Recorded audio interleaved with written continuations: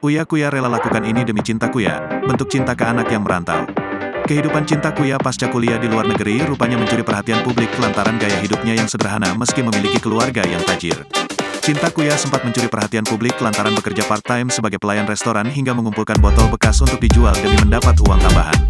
Rupanya kerja keras dan kehidupan sederhana yang dijalani ini tampaknya sudah diajarkan oleh sang ayah, Uya Kuya. Bahkan baru-baru ini melalui Instagram pribadinya, Uya Kuya memberi tips kepada putrinya agar bisa tampil cantik namun tetap berhemat. Dalam unggahan Instagramnya, Uya Kuya membagikan momen tatkala ia tengah mengeringkan sekaligus menata rambut putrinya, Cinta Kuya.